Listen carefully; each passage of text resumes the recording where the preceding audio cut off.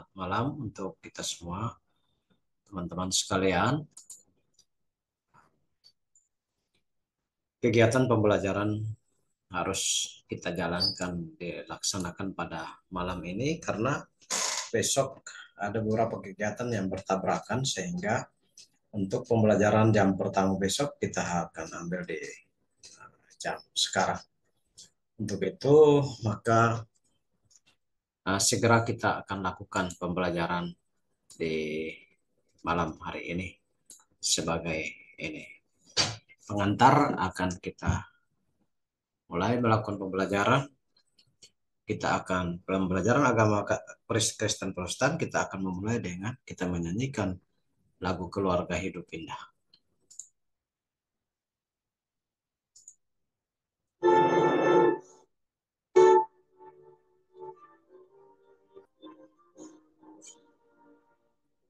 Keluarga hidup indah, bila Tuhan di dalamnya, dengan Tuhan pimpin langkahnya.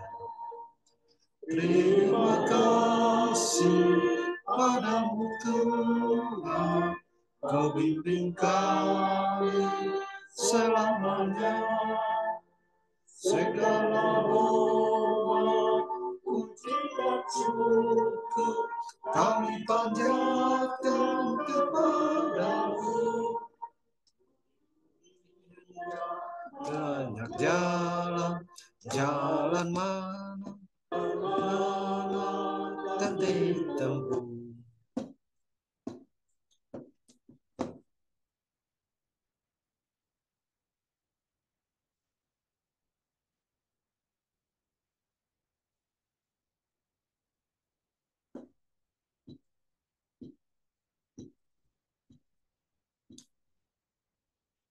Jaringannya.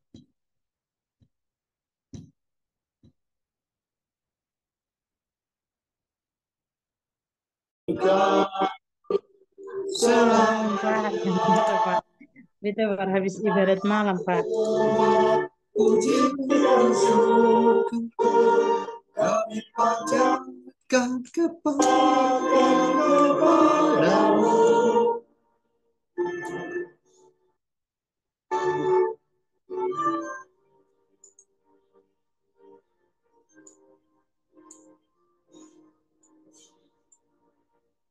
Roh Kudus bimbing kami agar selalu bersamamu.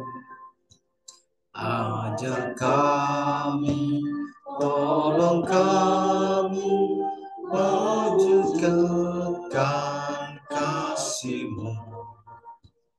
Terima kasih padamu Tuhan, Kau bimbing kami selamanya.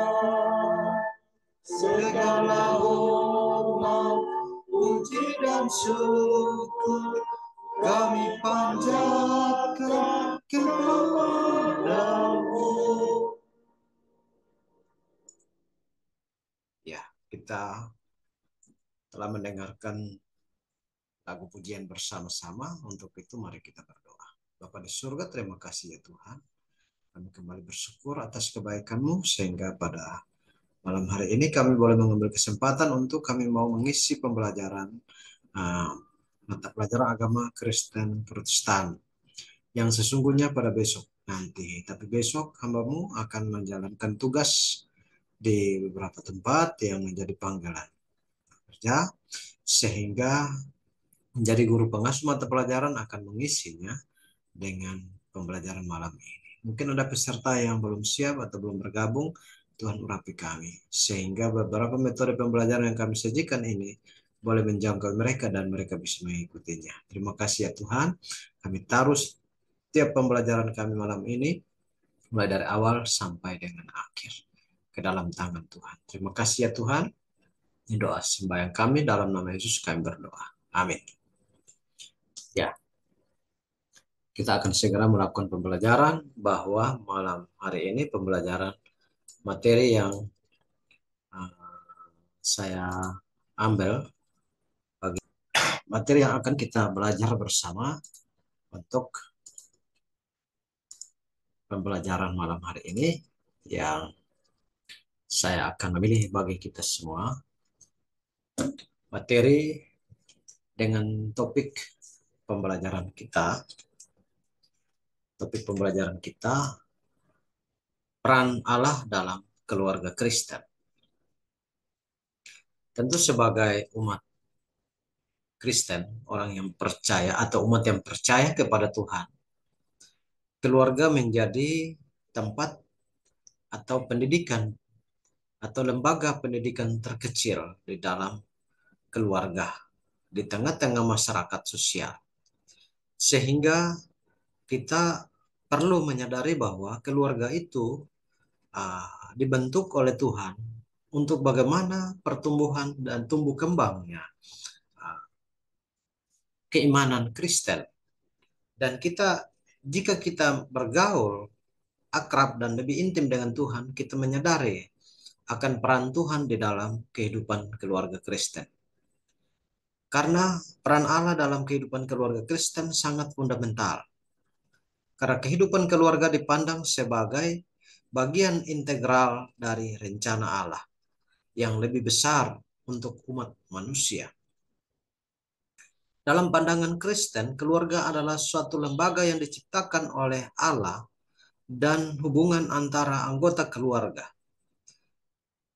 Di antaranya suami istri, orang tua, anak-anak, mesti dan seharusnya sebagai orang Kristen, seharusnya mencerminkan kasih Allah dan prinsip-prinsip yang terdapat dalam Alkitab.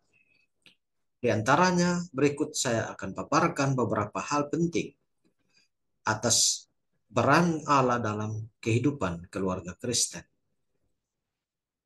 Teman-teman dan adik-adik sekalian, baik yang sudah gabung maupun yang belum gabung, saya sengaja membuat slide serta video pembelajaran sehingga mungkin yang belum bergabung bisa mengikuti pembelajaran lebih lanjut. Untuk itu ikuti materi paparan saya malam ini. Pengganti pembelajaran besok nanti. Besok saya tidak masuk karena ada kegiatan di wali kota. Sehingga peran Allah dalam keluarga Kristen saya paparkan dengan tampilan materi berikut ini. Materi kita ada 8 bagian. Peran Allah dalam keluarga Kristen ada 8 bagian. Yang pertama, sebagai pencipta dan dasar keluarga. Yang kedua, sebagai modal kasih dalam relasi keluarga. Yang ketiga, sebagai pemberi petunjuk dan panduan.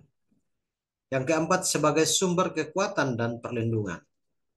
Yang kelima, sebagai pembimbing dalam pendidikan dan pengasuhan anak. Yang keenam, sebagai pemberi berkat dan pemulihan. Yang ketujuh, sebagai pusat kehidupan keluarga. Yang kedelapan, sebagai pembawa harapan dan tujuan. Kita akan ulas beberapa materi, 8 bagian materi ini secara satu persatu. Untuk itu, peserta yang sudah ada di room meeting dapat mengikuti dan mempelajarinya dengan seksama. Bagian yang pertama tentang sebagai pencipta dan dasar keluarga. Tuhan Allah yang kita sembah atau Allah pencipta, pertama dari segala sesuatu termasuk institusi keluarga. Keluarga sebagai institusi terkecil. Di dalam kitab Kejadian, Allah menciptakan pria dan wanita sebagai pasangan yang saling melengkapi. Saya harap supaya peserta yang ikut belajar pembelajaran malam ini bisa ada HP elektronik, Alkitab elektronik ataukah Alkitab yang tercetak bisa ada di depan sehingga ketika Pak suruh baca tolong dibaca ya. Dalam kitab Kejadian, Allah menciptakan pria dan wanita atau laki-laki dan perempuan sebagai pasangan yang saling melengkapi. Itu terbaca di dalam Kejadian 2 ayat 18 sampai 24. Keluarga adalah rancangannya yang pertama dan utama. Dan keluarga seharusnya berfungsi sebagai tempat untuk berkembang dalam hubungan yang penuh kasih sayang, dan penghargaan. Nah, ini menjadi hal yang sangat penting perlu kita belajar. Di dalam Kejadian pasal 2 ayat 18 sampai 24 menggarisbawahi kepada kita semua bahwa keluarga adalah rancangan Tuhan yang pertama dan utama. Sebelum kita mengenali pendidikan orang lain, pendidikan agama dari sisi figur-figur eksternal atau pendeta, guru sekolah minggu, pengajar, ataukah guru, dosen dan sebagainya. Pertama-tama orang mengenal keluarga, mengenal Tuhan Allah dari dalam keluarga, bisa melalui orang tua, ayah atau ibu. Yang mana dua figur yang pertama-tama Tuhan menjadikan menjadi figur tokoh panutan bagi keluarga yang ada di dalam rumah tangga kita. Apakah kita sedang bersama-sama dengan orang tua kandung? Atau apakah kita sedang bersama-sama dengan kakak, adik, sepupu, pengampu, majikan, dan lain sebagainya? Itu merupakan keluarga inti daripada kehidupan di mana kita berada. Sehingga dalam Kejadian pasal 2 ayat 18 menggarisbawahi bahwa keluarga adalah rancangan Tuhan yang pertama dan utama. Dan keluarga seharusnya berfungsi sebagai tempat untuk berkembang dalam hubungan yang penuh cinta kasih, kasih sayang, dan penghargaan. Di dalam keluarga perlu kita memberikan, pertama kita meneladani orang tua. Yang pertama-tama, Tuhan Allah menjadikan bapak dengan mama, ayah dan ibu sebagai hadir sebagai seorang pria dan wanita dan dibentuk menjadi satu keluarga, pasangan suami istri, dan di dalamnya dikaruniai dan diberkati Tuhan. Ada anak-anak, ada keluarga yang menyatu di dalam pembentukan rumah tangga. Lalu itu terjadi karena cinta kasih Tuhan yang tak pernah terbatas. Karena Tuhan sangat mencintai orang tua kita. Maka itu lewat orang tua kita, Tuhan bilang keluarga ini sangat pantas untuk saya titipkan karya-karya saya. Saya titipkan saya punya anak-anak melalui orang tua kedua pasangan yang saya kasihi ini. Maka titiplah anak-anak itu hadir di tengah-tengah keluarga. Selain dari anak-anak ada keluarga yang lain. Ada mungkin famili lain, atau ada mungkin saudara, sepupu, keponakan, ataukah mungkin orang kerja yang ada dalam rumah tangga. Terus mereka yang ada itu seperti apa yang dipesankan oleh Tuhan melalui Kejadian pasal 2 ayat 18 sampai 24. Dia menyatakan bahwa keluarga itu adalah pemberian anugerah Tuhan yang pertama dan utama. Sehingga di dalam keluarga seharusnya berfungsi sebagai tempat memberikan kasih sayang yang penuh. Kasih sayang dan penghargaan. Saling menghargai. Jangan sampai anak-anak tidak merasakan itu. Kasih sayang Tuhan melalui orang tua. Lalu terjadilah pemberontakan, perbantahan satu dengan yang lain. Terjadilah penyimpangan, tidak setia. Belajar untuk setia kepada orang tua. Belajar untuk setia kepada orang-orang yang lebih tua di mana Tuhan mengasihani kita untuk mereka ditempatkan di dalam posisi kehidupan kita. Entah di dalam rumah tangga, demikian juga di dalam keluarga, lembaga pendidikan. Ketika kita hadir di lembaga pendidikan, anak-anak peserta didik pasti harus merasakan peran Allah di dalam keluarga, khususnya PKBM Harapan Bangsa. PKBM Harapan Bangsa, Tuhan bekerja. Kalau tanpa Tuhan bekerja, lembaga ini tidak sampai 15 tahun saat ini. Karena Tuhan bekerja sehingga lembaga sudah 15 tahun dan bisa mencetak alumni yang bukan angka yang kecil. Sudah 8.743 orang per 2024. Tahun depan akan meningkat lagi menuju ke 9.000. Itu pertanda bahwa keluarga PKBM Harapan Bangsa adalah keluarga di mana karya Tuhan nampak sekali dalam memainkan peran karya-karyanya melalui program-program kerja, melalui Bapak Ibu guru di lembaga, melalui pemerintah pusat sampai ke daerah. Itu yang perlu kita sadari atas materi yang malam ini paparkan bagi kita bersama. Di bagian yang kedua, peran Allah sebagai model kasih dalam relasi keluarga. Tuhan Allah hadir di dalam memberikan cinta kasih kepada hubungan keluarga. Kasih Allah yang agung dan tidak terbatas menjadi model utama untuk menjalin hubungan dalam keluarga Kristen. Di dalam Alkitab, perintah untuk saling mengasihi adalah inti dari kehidupan Kristen. Sebagaimana background yang tadi Pak sampaikan bahwa di dalam keluarga itu sendiri Tuhan Allah mengajari kita lewat Kejadian pasal 2 ayat 18 sampai 24. Keluarga itu berfungsi sebagai tempat untuk berkembang dalam hubungan yang penuh kasih sayang, dan saling menghargai satu yang lain. Kalau anak-anak tidak menghargai orang tua, siapa yang mau menghargai? Nah, jangan memaksa orang lain menghargai, tapi kita sendiri tidak menghargai. Demikian juga, itu hubungan anak-anak dengan orang tua. Bagaimana hubungan kita sebagai manusia dengan Tuhan?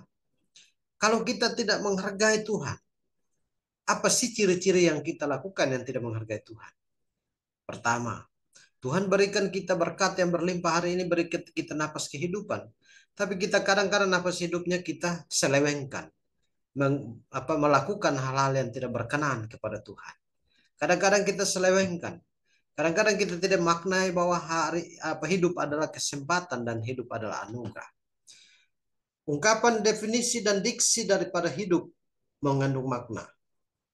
Hidup itu dalam konteks ada pergerakan, ada bergerak, ada aksi, ada tindakan. Di balik dari aksi itu, kalau tanpa bernapas tidak ada aksi, tanpa bernapas tidak bergerak. Tapi hidup dan kehidupan Tuhan satukan, padukan menjadi satu dan berikan kepada kita. Harus hari ini kita membawa berkat bagi setiap orang. Kita menyadari bahwa karya Tuhan yang luar biasa menopang kehidupan kita. Maka itu di bagian kedua dia menjelaskan kepada kita bahwa hubungan antara manusia, anak-anak, manusia dengan manusia, manusia dengan anak-anak dengan orang tua, dan juga hubungan manusia dengan Tuhan yang lebih utama dan terutama. Perlu harus menjalin cinta kasih. Tuhan lebih dulu mencintai kita, mengasihi kita, maka kita harus melakukan yang sama. Di bagian Alkitab yang lain dia menyatakan bahwa begini, dikala aku sakit, kamu tidak menjenguk saya. Dikala aku lapar, haus, telanjang, kamu tidak melakukan. Lapar kamu tidak beri makan, haus kamu tidak beri aku minum, telanjang kamu tidak beri aku pakaian, dan di saat aku di penjara kamu tidak mengunjungi aku. Para murid itu dalam percakapan mereka tercengang-cengang. Tuhan ini bilang, ini kapan kita lakukan hal begini? Yaitu berpikir secara jasmani. Tapi sesungguhnya yang Tuhan persoalkan itu adalah hubungan kita dengan sesama kita. Kadang-kadang kita mengabaikan orang sakit, kita biarkan begitu saja. Tetangga di sekitaran kita. Padahal Tuhan juga mengajarkan, bersukacitalah dengan orang yang bersukacita, atau bergembiralah dengan orang yang bergembira, atau berbahagialah dengan orang yang berbahagia, dan menangislah dengan orang yang menangis. Di saat orang yang lagi bersedih kita harus ada. Di saat orang lagi berbahagia kita juga ikut turut berbahagia. Jangan sampai kita berbahagia di atas penderitaan orang lain.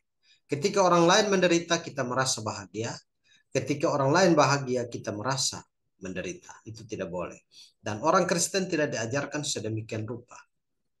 Untuk itu, Alkitab mengajarkan bahwa perintah untuk saling mengasihi adalah inti dari kehidupan Kristen. Baik dalam relasi dengan Allah maupun antar sesama. Terbaca di dalam Yohanes pasal 13 ayat 34 dan 35. Suami diharapkan untuk mengasihi istri seperti Kristus mengasihi gereja. Terbaca di dalam Efesus pasal 5 ayat 25. Dan istri diharapkan untuk menghormati suami di Efesus 5 ayat 22. Nah, coba Efesus 5 ayat 25, Rani coba baca. Rani, Efesus 5 ayat 25. Ya, Pak.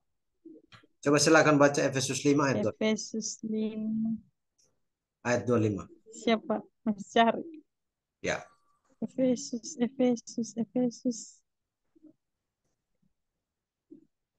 Tunggu, Pak. dapat. Efesus. Efesus Cari, pasal Pak. ayat 25. Efesus, Timotius, Ibrani.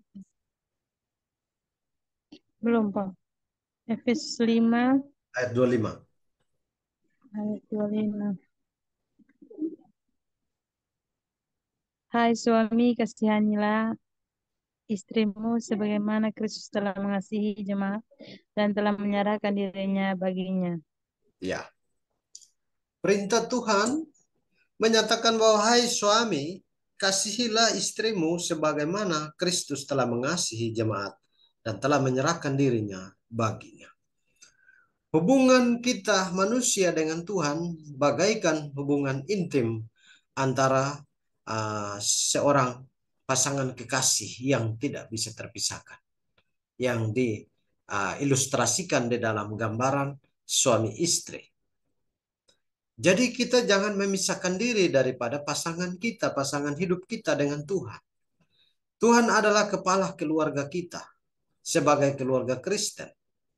Maka itu di Efesus itu memberikan gambaran kehidupan keluarga yang akrab, terlebih kepada kehidupan suami istri. Kehidupan suami istri itu digambarkan dalam kehidupan orang percaya, orang manusia di muka bumi dengan Tuhan. Bagaikan hidupnya bagaikan keluarga selalu dalam satu rumah tangga suami dan istri. Maka itu hai suami kasihilah istrimu sebagaimana Kristus telah mengasihani jemaat dan telah menyerahkan dirinya baginya. Nah, itu yang kita belajar. Yaitu perintahnya adalah suami diharapkan untuk mengasihi istri seperti Kristus mengasihi gereja. Itu di Efesus pasal 5 ayat 25. Dan istri diharapkan untuk menghormati suami. Efesus 5 ayat 22. Coba di 22, kembali sedikit di atas. Ayat 22. Rani, Ya, Pak. coba Efesus 5 ayat 22. Ya, Pak.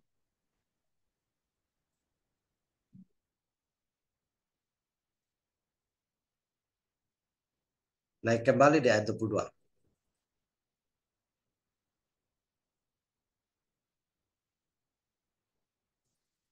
Hai istri, tunduklah kepada suamimu seperti kepada Tuhan. Ya, seorang perempuan atau istri di dalam keluarga, dia belajar untuk bagaimana memposisikan diri di hadapan suami, sehingga dari kebiasaan itu dia bisa belajar tunduk dan hormat kepada Allah.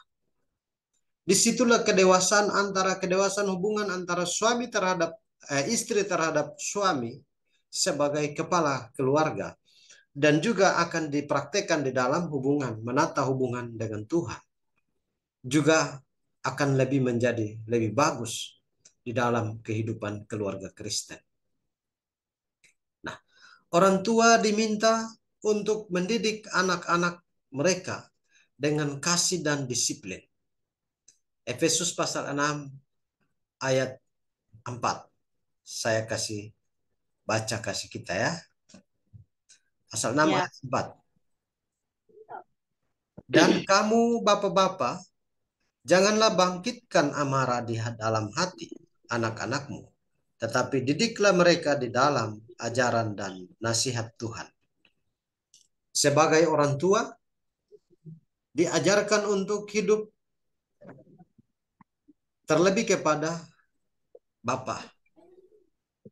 Tuhan tidak mau bapak-bapak menimbulkan amarah di dalam hati seorang bapak, melainkan diperintahkan untuk mengajari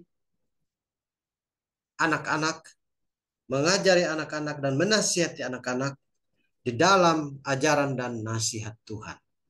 Itu yang diperintahkan oleh Tuhan kepada kita sebagai bapak-bapak. Nah, ketika Soglu Sarani sudah berkeluarga, firman Tuhan ini menjadi dasar fondasi kehidupan keluarga Kristen. Tuhan Allah turut bekerja dan berkarya di dalam keluarga yang dibentuk. Yang ketiga, sebagai Tuhan Allah bertindak di dalamnya sebagai pemberi petunjuk dan panduan. Tuhan Allah melalui firman-Nya atau Alkitab memberikan petunjuk dan prinsip hidup untuk membangun keluarga yang sehat dan harmonis. Dalam Alkitab yang sering kita baca, ada banyak ajaran mengenai bagaimana hidup bersama dalam kasih, menghargai satu sama lain, mengatasi konflik, menghargai satu dengan yang lain tanpa membeda-bedakan, tua muda kecil besar, harus saling menghargai, mengatasi konflik horizontal. Tentu di dalam rumah tangga kadang-kadang bapak dengan anak, bapak dengan mama, ataukah mama dengan anak, tentu kadang-kadang ada kata-kata yang saling menyinggung perasaan, itu ada. Tapi sebagai orang Kristen diberikan talenta, kasih karunia Tuhan berikan kepada kita untuk bagaimana kita mampu mengendalikan emosi, amarah yang tadinya hampir mau meledak, kita bisa mengendalikan dia. Karena di dalam tubuh kita adalah roh kasih karunia, bukan roh pemberontakan. Nah, roh kasih karunia yang Tuhan beri kepada kita bukan roh pemberontakan, sehingga setiap orang mampu bisa mengolah emosinya dengan baik untuk menghadapi berbagai macam masalah. Terlebih sekarang anak-anak muda seperti Rani, ini usianya masih belia. Bagaimana caranya bisa menghadapi tantangan di globalisasi di era sekarang? Bagaimana caranya supaya menghadapi kawan-kawan yang mungkin agak selalu membuat sebal, selalu membuat tersinggung dan sebagainya. Kita tidak diajari untuk terlarut atau terpancing di dalam persoalan. Tapi justru dengan persoalan itu Tuhan menguji kita kesabaran. Tuhan menguji kita ketabahan. Tuhan menguji kita mengolah emosi. Sehingga emosi kita itu tidak membludak. Dan kita diajari untuk bekerja sama sebagai satu tubuh. Kita harus bekerja sama sebagai satu tubuh. Terdapat di dalam Kolose pasal 3 ayat 12 sampai 17. Orang nih sudah keluar. Nah, tentang doa, pengajaran dan ibadah bersama adalah sarana yang diberi berkati oleh Allah untuk mempererat ikatan dalam keluarga Kristen. Keluarga Kristen adalah keluarga yang mengikuti jejak dan ajaran serta didikan Tuhan.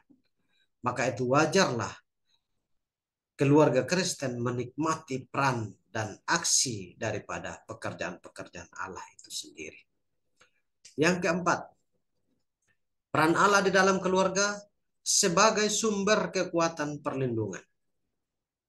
Allah juga berperan sebagai sumber kekuatan bagi setiap anggota keluarga. Dalam kehidupan yang penuh tantangan dan tekanan, keluarga Kristen diajarkan untuk bergantung pada Allah melalui doa dan iman. Sebagai orang Kristen, kita diajari untuk menggantungkan harapan di dalam Tuhan. Tidak bisa kita terlarut, tidak bisa kita hati mendua, tetapi kita berfokus dalam menjalankan ibadahnya kepada Tuhan. Kita bersandar kepada Tuhan. Tuhan Allah menjanjikan bahwa Ia akan memberi damai sejahtera dan kekuatan di tengah kesulitan. Di Filipi pasal 4 ayat 6 sampai dengan 7 kita baca bersama. Filipi pasal 4 ayat 6 sampai 7.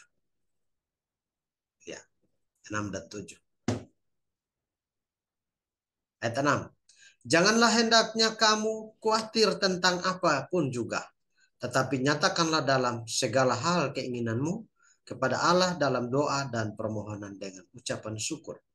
Damai sejahtera Allah yang melampaui segala akal akan memelihara hati dan pikiranmu dalam Kristus Yesus.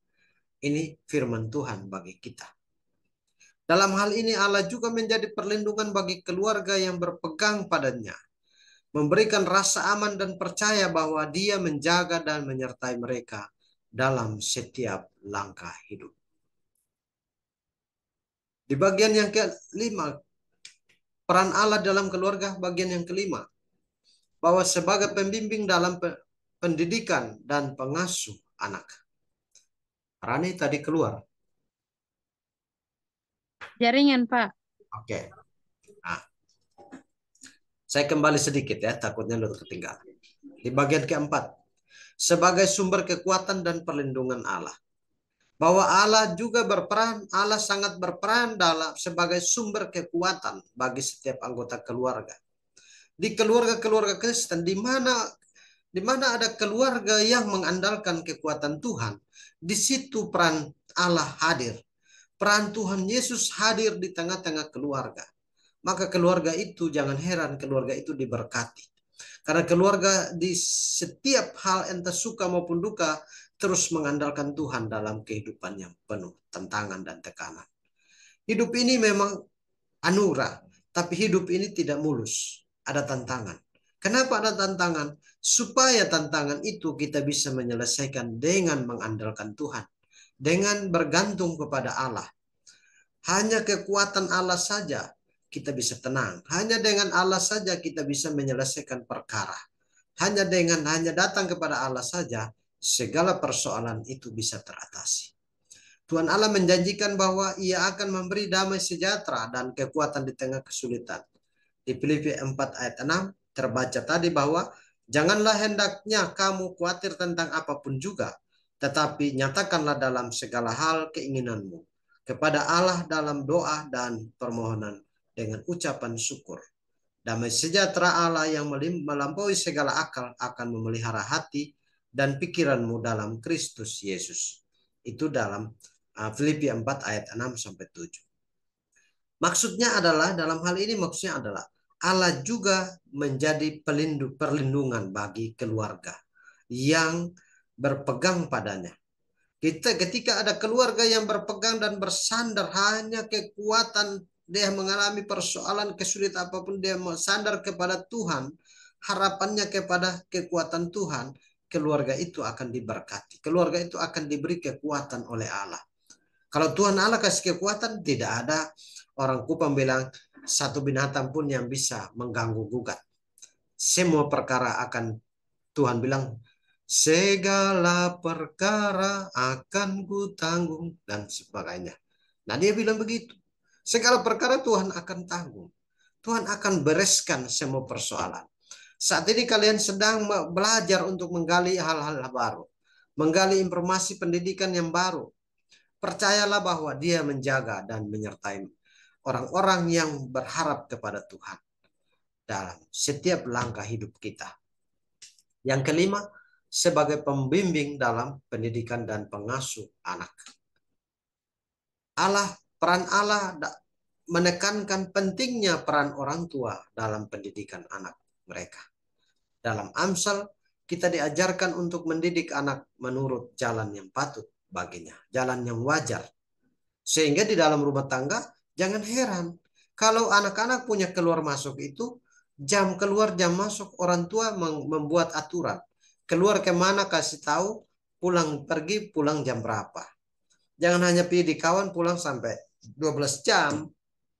Nanti di sana harus menjaga norma, etika, sopan santun. Orang yang pergi hanya kunjung ke tangga sampai berhari-hari itu kurang waras. Karena orang di sana itu dan terima tamu itu paling maksimal 1 jam 2 jam. Tapi kalau orang pergi lalu cerita-cerita sampai mengganggu orang pekerjaan dan sebagainya, itu bukan bertamu. Itu namanya pindah alamat. Ya Rani ya? Nah, itu sama dengan pindah alamat, bukan pergi bertamu. Maka itu kalau pergi bertamu, sekarang kalian masih muda-muda tuh, Pergi di kawan, harus pergi bertamu di kawan atau di tetangga, beda dengan kita pindah rumah atau pindah alamat. Jangan pergi bertamu sama seperti kita pindah alamat, itu salah. Jadi pergi bertamu itu ada dia punya durasi waktu tertentu. Paling lama itu 1 jam, 2 jam. Atau kumpul keluarga, ya itu tidak bisa orang bantah. Karena habis percakapan urusan itu semua sudah beres baru kita pulang. Tapi cuma hanya sekedar bertamu, minta izin orang tua pergi sampai 1 hari baru pulang. Harus apa sampai 1 hari? Kira-kira begitu. Jadi kalau tamu juga harus tahu diri, jangan tamu sampai mengganggu orangnya, keluarga baik-baik, karena kehadiran kita membuat orang itu jadinya dia bisa berpikir negatif dan dia bisa menghadirkan apa namanya pikiran-pikiran yang rusak di dalam hidupnya. Orang tua dalam keluarga Kristen diharapkan untuk menjadi alat Allah, tangan Allah, menjadi pikiran Allah dalam membentuk karakter anak-anak mereka. Sehingga dalam didikan yang tadi Pak sampaikan, pergaulan sosial itu juga orang tua menjalankan amanat Tuhan, memberikan standar kehidupan sosial. Pergi di kawan, nah jangan terlalu lama-lama. Karena mungkin kamu hari ini tantangan paling besar, berbahaya. Entah laki-laki, perempuan, dia pun tantangan macam-macam. Jangan saya pisah, kalau laki-laki na pisah, jangan saya orang kawan dong ajak minum mabuk, lalu ketika mabuk tidak tahu diri, bapukul, batikam, dan sebagainya. Itu laki-laki. Perempuan, jangan sampai pergi bergaul dengan orang di sana. Ada orang tidak kenal yang bisa juga membawa kamu ke jalan yang tidak baik. Maka bergaul ada batasnya. Batasan waktu juga ada. Bergaul lihat orang juga ada. Harus lihat seleksi baik-baik baru harus bergaul. Itulah pesan Allah yang Tuhan Allah titipkan kepada orang tua dalam hidup sebagai orang Kristen, dengan menanamkan nilai-nilai Kristen seperti kebaikan, jujur, hidup damai, itu ada dalam keluarga itu. Sehingga Tuhan Allah memberi hikmat kepada orang tua untuk mendidik dengan penuh kasih, serta memberi keteguhan untuk menghadapi tantangan dalam pengasuhan, di mana anak-anak Kristen ada di tengah-tengah keluarga Kristen yang baik. Sehingga dalam menjalankan kehidupannya, hidup itu yang ada hanya penuh dengan cinta kasih. Karena peran Allah dalam pengasuhan anak-anak ada di dalamnya. Yang keenam, peran Allah di dalam keluarga juga sebagai pemberi berkat dan pemulihan. Tuhan Allah berperan dalam memberkati keluarga dengan segala kebutuhan hidup. Ya, Tuhan Allah memberkati kita. Kalau Tuhan Allah tidak memberkati, tidak mungkin Bapak, Mama, orang tua dorang bisa dapat berkat. Hari ini bisa belanja, bisa kasih anak-anak uang sekolah, uang jajan, uang bensin. Hari ini bisa isi. Selain itu belanja keperluan makan minum di rumah, makan pagi, siang, sore, dan sebagainya. Itu karena peran Allah di dalamnya. Maka itu jangan sampai meremehkan Tuhan. Sudah Tuhan begitu baik memperhatikan kehidupan kita. Kita malah hari Minggu tidak ke gereja. Atau di saat Tuhan kasih kita berkat makan minum dari orang tua, gaji, dan sebagainya, kita dapat dengan mudah-mudah, malah kita bukannya bersyukur, setelah diolah jadi makan minum, berdoa. Terima kasih Tuhan, hari ini Tuhan kasih kami berkat. Tuhan kirimkan berkat bagi kami, air, listrik, beras, ikan, sayur, jagung, dan segalanya bagi kami, sehingga sekarang Mama sudah olah dan kami mau makan. Bersyukur kepada Tuhan seperti itu. Sehingga apa yang kita dapat sehari-hari adalah bagian campur tangan Allah di dalamnya. Tuhan Allah menyediakan berkat-Nya yang melimpah, mulai dari kesehatan, pekerjaan, hingga hubungan yang sehat. Selain itu, jika ada masalah dalam keluarga, Tuhan Allah juga berperan dalam memulihkan hubungan yang retak melalui pertobatan, pengampunan, dan pemulihan yang hanya dapat diberikan oleh kasih-Nya, kasih Tuhan. Tuhan Allah begitu luar biasa berperan di dalam kehidupan kita. Yang terakhir, ketujuh, kesimpulan. Kesimpulan daripada materi presentasi Pak malam hari ini adalah Tuhan Allah berperan memberikan uh, ke, mem, sebelum kesimpulannya itu slide rusak ya. Sorry. Yang ketujuh, Tuhan Allah berperan sebagai pusat kehidupan keluarga. Dalam kehidupan keluarga Kristen, Tuhan Allah menjadi pusat segala aktivitas. Keluarga yang hidup dalam iman Kristiani berusaha untuk menjadikan Allah sebagai pusat dari segala sesuatu yang mereka lakukan. Dari cara mereka berkomunikasi, cara mereka mengelola keuangan, hingga cara mereka mengatasi masalah dan merayakan kebahagiaan. Hal ini berarti keluarga itu berusaha untuk menjalani hidup yang selaras atau setara atau sewajarnya dengan kehendak Allah. Melalui ibadah bersama, doa bersama, bersyukur bersama, bersukacita bersama, saling mengasihi bersama, dan mengikuti ajaran Alkitab di dalam keluarga secara bersama-sama. Dengan demikian maka peran Allah yang ke-8 sebagai pembawa harapan dan tujuan hidup bagi keluarga. Keluarga Kristen hidup dengan harapan yang didasarkan pada janji Allah.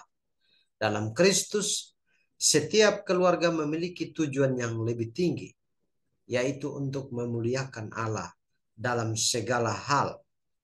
Setiap anggota keluarga, kita semua yang ada di dalam keluarga Kristen, selalu diajarkan oleh Tuhan Allah untuk melihat kehidupan keluarga mereka. Keluarganya kita lihat masing-masing. Bahwa keluarga itu sebagai bagian dari panggilan mereka dalam kerajaan Allah. Ketika kita ada di dalam keluarga, itu artinya bahwa keluarga itu dibentuk menjadi bagian daripada kerajaan Allah. Penghuni kerajaan Allah. Maka itu tanamkan nilai cinta kasih, keharmonisan, saling menghormati, saling mencintai satu dengan yang lain.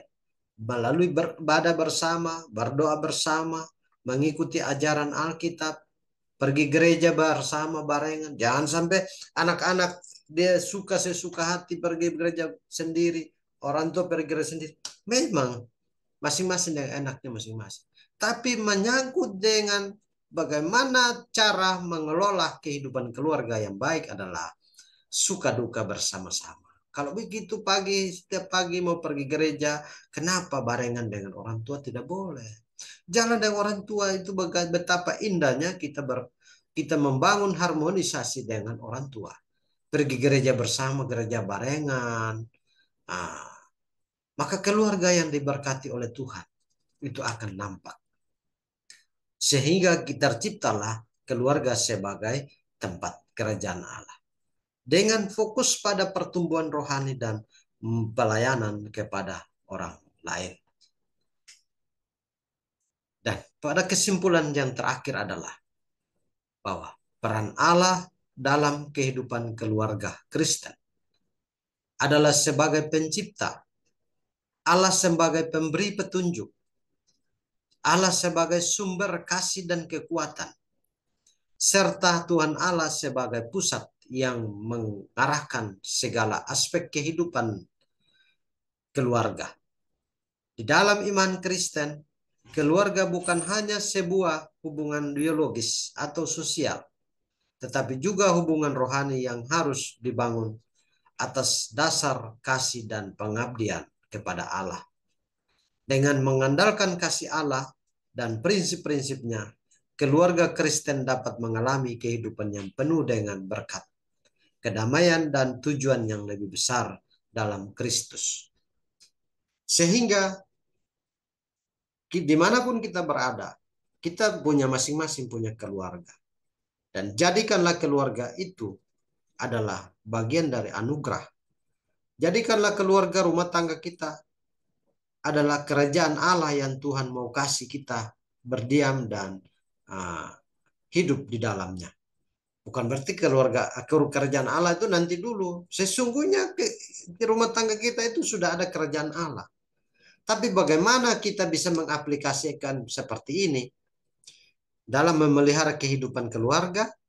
Kita hidup sesuai dengan kehendak Tuhan, selaras dengan kehendak Allah.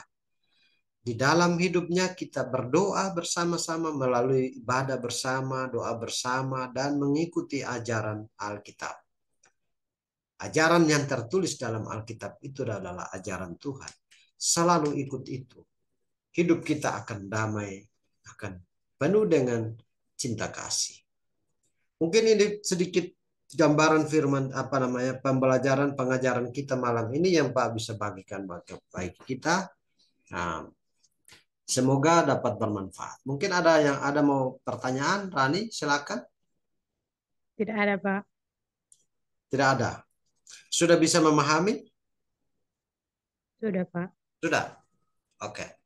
Kalau sudah bisa memahami, materi ini ada di sistem setara daring, tinggal nanti belajar dan tentu menjelang ujian. Tapi saya buka untuk bekerja tugas itu tidak ada di penugasan. Penugas Penugasannya tidak ada. ya, yang ini belum ada, yang ini Pak belum taruh, belum penugasan. Nanti Tidak ya, yang Pak ke yang minggu lalu. lalu Saya cari kok sama kerja, tidak ada. penugasannya Tidak belum ada di ada. penugasan. Iya, Oke, mungkin belum disajikan ataukah Pak lupa mungkin. Nanti Pak cek lagi.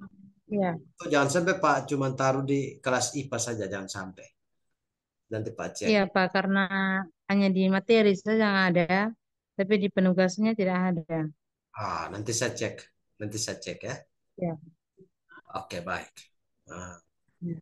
akhirnya kita sudah mengisi pembelajaran dan besok itu untuk jam pertama tidak terisi karena jam pertama agama Kristen saya sudah isi malam ini dan besok pembelajaran jam kedua besok hanya jam kedua saja di jam 9.30. 9.30. Kalau jam pertama saya sudah isi, ini malam sudah isi karena besok saya ada kegiatan di kantor wali kota. Mungkin itu ya kalau uh, tidak ada apa namanya tidak ada pertanyaan. uh, Tidak ada Pak, Tidak ada lagi pertanyaan. tidak ada Pak. Tidak ada. Oke. Kalau begitu kita menyanyi kembali terus kita apa ya berdoa ya.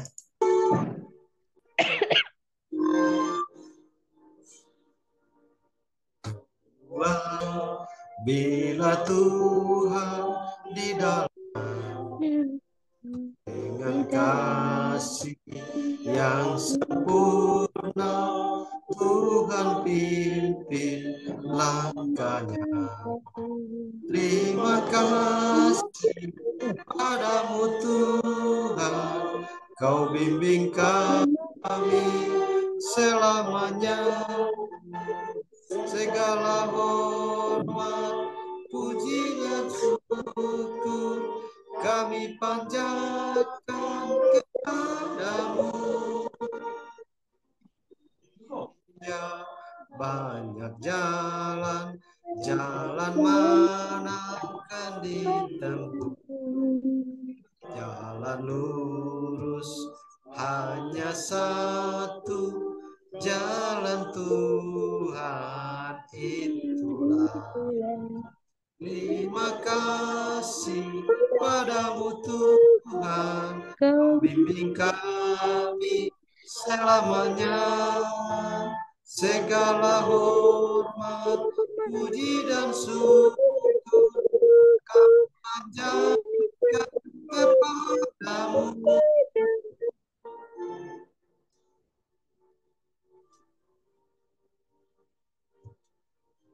Nyanyi dulu Rani, suara tidak keluar. Oke. Ya Roh Kudus, bimbing kami agar bersama ajar kami Tolong kami mewujudkan kasih-Mu.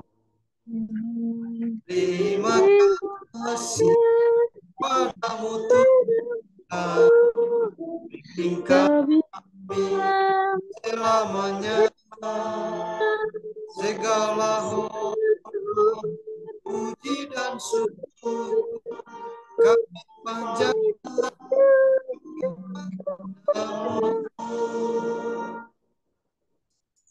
Oke, terima kasih dan Rani sembahyang kasih ketahui. Mari kita satu hati dan kita berdoa. Bapa kami di surga, Bapa yang baik, kami selalu bersyukur kepadamu karena Engkau sudah menyertai kami dari pagi, siang, dan malam hari. Kami sudah Zoom habis, kiranya Tuhan memberkati kami masing-masing. Biarlah supaya kami tidur dan tenang, supaya kami bangun dan beraktivitas kembali Tuhan. Hanya di dalam nama Tuhan Yesus kami berdoa kepadamu. Amin. Terima kasih Rani, Tuhan berkati kita semua. Selamat malam, selamat beristirahat. Shalom. Shalom.